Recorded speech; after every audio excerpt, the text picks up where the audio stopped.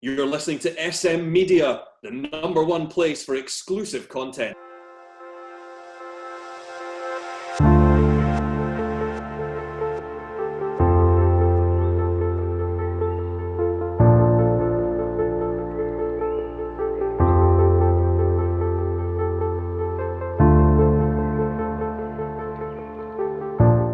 Hi everyone, and welcome to this week's episode of the Be Strong, Be Positive podcast right here on SM Media. I'm Scott McPike, delighted to be your host as always. A very special guest in this week's episode. I'm joined by Caitlin Nutt. Caitlin, it's a pleasure to welcome you onto the show. Thanks for joining me. Thanks very much for having me. No worries, how are you? I'm good, thanks. How are you? Not bad at all. It's been a weird year. I think we can agree on that. What you've been up to in the year, how's it been for you? Oh, I was furloughed for like the first 4 months, I think it was. And obviously at the start we were like, oh, it's just going to be 3 weeks. So I was loving being off work for 3 weeks. I was like, this is great, sun's shining. I've got 3 weeks to do whatever I want. And then, yeah, just sort of got worse from there, didn't it? Definitely. It's been like that for a full year. Obviously you started the Mind Over Matter. What inspired you to do that? And just talk to us a bit about what that is. So Mind Over Matter, it's been open it'll be 2 years this month actually.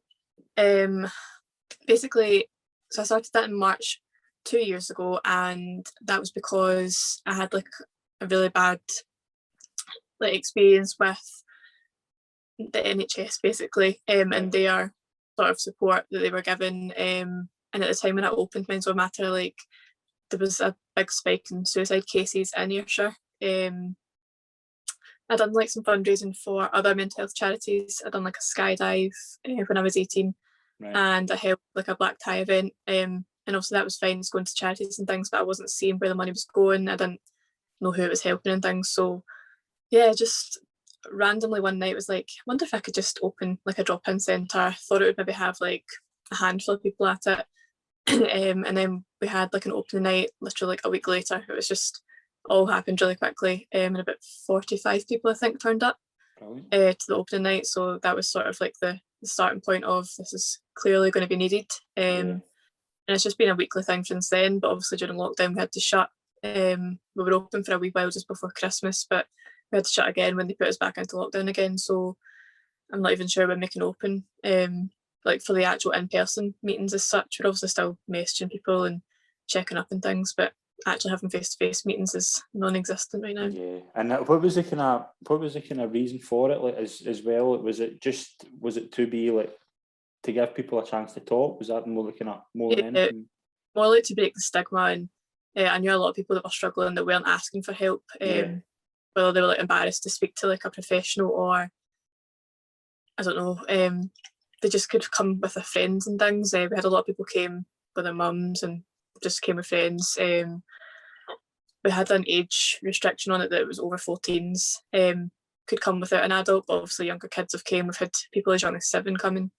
I was on the waiting list for emergency counselling 3 years ago now, and that was meant to be like a 6-week waiting list, and I waited 9 months for that. So there was a big, huge palaver over all that. And obviously if I was on emergency counselling, I wondered how long people were actually waiting for just regular counselling as well, that had asked for help and weren't obviously getting it. So I thought if I could have somewhere that I could have professionals could come and offer their time for free basically to support people. We had 2 mental health nurses, we've had a counsellor, like a CBT therapist and things. So basically just a safe space that folk weren't going to get judged at, that could just come and spill their hearts out basically. Brilliant. And what's it been like during lockdown? Like, what have you been doing differently to kind of help people during lockdown in different circumstances?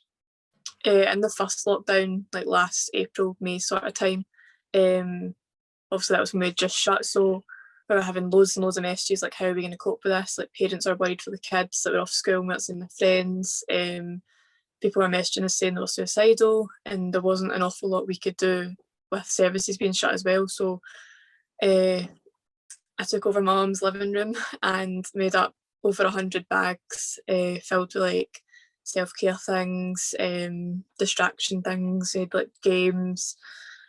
I can't even remember what was all in them. There was about 10 to 15 like items in each bag, and then we hand delivered them round about like South East and North Ayrshire to, I think it was like 120 people we got. and families, just to give them something to do basically with either themselves or with family. And we put like a list of resources in there, and like numbers they could phone if they needed support, or like websites and apps and things that they could access during lockdown when the services weren't available. So we done that for a while. We were trying to do like another batch of them because we had obviously limited funding. But then Grow Coffee and Irvine done a fundraiser and we got some of the cash, so we were going to do another batch of them. But obviously then I got taken back into work and I can't exactly see the other girls that helped me run it, so there wasn't an awful lot of time. So hopefully I'll be able to do that maybe next month. And apart from that, just been messaging people, doing like video calls. We couldn't really do like group calls just for confidentiality reasons and things, but calls and messaging just to check up, and doing like a timetable on the Facebook page to try and get people outside, or doing fitness, just keep them distracted basically. Yeah, see, like as well, was that for you? Like, what's some of your ways of kind of coping? I think, like, if you're having a bad day, what's some of your kind of best coping mechanisms to kind of get over a bad day? I'm not really good at coping Right. very well. I get a lot of bad panic attacks, so I went Right. to counselling a few months. I got referred to counselling, which for myself, I know I shouldn't have felt guilty for that, but I didn't want to be re-referred sort of thing. Like, I thought I was completely over it, but my counsellor basically taught me to distract myself with fitness. So I do weightlifting and things. Also started doing drawing, Right, which okay. sounds art therapy is really good, so we try and do that at the drop-ins as well, and breathing exercises, which sounds really cliche, but that's probably one of the most important things that calms me down and helps other people as well. And see, obviously, been stuck in the house like every day, you go on walks and things like that. You've been finding that helpful? I didn't really go walks at all during the first lockdown. So I locked myself in the house more or less. Right. But since the new year, I go a lot of walks, try and get like the steps in, as they say, during the day. But yeah, I've been trying to get out and explore new places, but it's quite hard when you can't really go further afield really with the restrictions and things. But getting outside's really benefited me. Brilliant. And see, like, obviously, doing Mind Over Matter, how important have like people been that have helped you with it? Like, kind of people that have supported you and backed you for the start. How important have they been? Yeah, we actually had one of the girls that's now the co-director as such. Once we registered it, she came along to the first night when we opened, just to get support. Right. And she's now one of the co-directors and helps me run the group. And one of the girls is also, she comes and does like massages and everything once, like, every week basically. And even though she can't do that because of the lockdown, she made up little bags and delivered them to people. She's one of the committee members as well. There's 6 of us in the committee, 7 of us in the committee. That's terrible.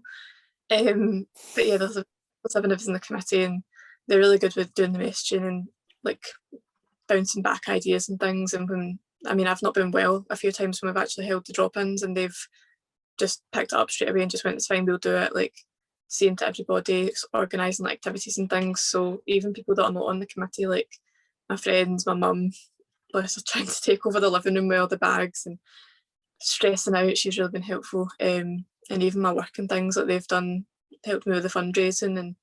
And yeah, even people that I don't even know that message all the time, like, you're doing such a great job and things. It's really helped with Minds Will Matter, but also helped me with like the self-esteem sort of thing. Yeah. And job-wise, are you kind of doing all right with that? Is it some days kind of tougher than others? Yeah, obviously I was furloughed. I work in a lawyer's office, so it's quite stressful, but I went back last June to match a full-time job, but obviously COVID and things, we're still in the office just now, just we can do our work from home, so it's stressful coming back to that and then coming home to try and sort out Minds Will Matter when we can't have drop-ins. And yeah, it's not been an easy year, but we're getting there.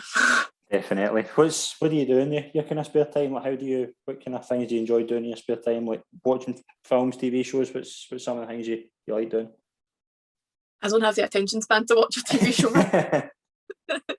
I get too distracted. I got myself a coach in the new year, so he writes me like meal plans and training things. I'm hoping to maybe do like a bodybuilding competition next year, so Brilliant. Trying to force myself to eat more basically, because it sounds awful, but I'm really awful at trying to remember to eat my meals and things. So that's basically what I do in my spare time, is just like training, going my walks, and doing drawing. I've been doing some digital drawing recently, trying to like try something new basically, which helps mentally as well. But I don't have I don't have the patience to sit and watch a TV show or something myself unless I'm watching it with somebody else. Brilliant. We also talk about back to like school days as well. Like, how did you go on at school, and what was the kind of social side of that like for you? I wouldn't say I'm the smartest person ever. Like, I done okay in my exams and things, but I basically picked subjects at school that my friends were in because I didn't like being by myself. I didn't like feeling lonely and things, and I wasn't really good at making new friends. I didn't have much confidence in things. Like, I wouldn't say I wasn't popular, but I wasn't outgoing as such. Like, I didn't really like going to house parties and didn't really like doing that sort of thing. And when I was in my 6th year at school, I was really unwell. Like, I was in and out of hospital and things, so I didn't even get to sit my 6th year exams. I had an unconditional to go to uni and do nursing, right. But again, I wasn't physically well, so I couldn't do that. So I just sort of turmoiled from there. Like, didn't really speak to any of my friends in 6th year because I wasn't at school. And yeah, the social side was pretty non-existent, just sort of locked myself away. So I think that's where the whole me with my mental health sort of went downhill, was probably the end of school. Yeah, and do you think there still is a stigma? Like, obviously the past couple of days with mental health been in the news a lot. Like, do you still think there is a big stigma with mental health? Yeah, definitely. I think people are, we should be talking and things, and then when someone does open up, the backlash of that is quite bad. Like, I remember when I first opened Mental for Matter, I had said, I think it must have been on Facebook or something, I started opening up about like my mental health and things, and I was getting messages saying like I was attention seeking.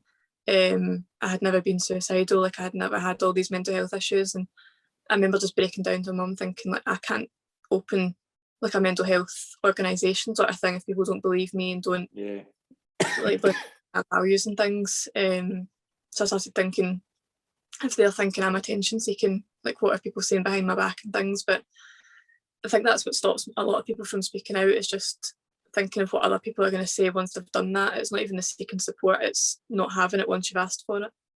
Definitely. Going forward, what would be the plans for Minds Over Matter? Like, are you keen to do more when obviously lockdown ends, but like outgoing and bringing people together? Yeah, obviously we've got the drop-ins back open and things. We did have one open in Cumnock as well as Ayr, but the funding got drawn for that, so we had to shut that one down because we didn't have a venue basically. But hopefully now that we're all registered and we're actually like a company and things now, we can maybe open other venues and have people running them for me, because obviously I can't be in all these places, but I can maybe have extra ones, and hopefully we're all going to get, like the volunteers will get training, whether that's like CBT training or counselling training or something, just so that we can help more people. Brilliant. And put yourself, what's your plans for the future? I just sort of go with it. I don't know how far I can take Minds Over Matter. Like, I would love to be a counsellor eventually. Whether I can make it go full time or not, I'm not sure, but I would like to do more with the mental health side of things. That I wanted to do nursing when I left school. That was my unconditional I had for uni, and obviously I couldn't do that. So I'd still like to be in the sort of that sector of things, but more the mental health side. But I think I'd have to get myself, make sure I was 100% before I dived into that, because I don't want to the whole cup half empty sort of thing. Can't go from that. Definitely.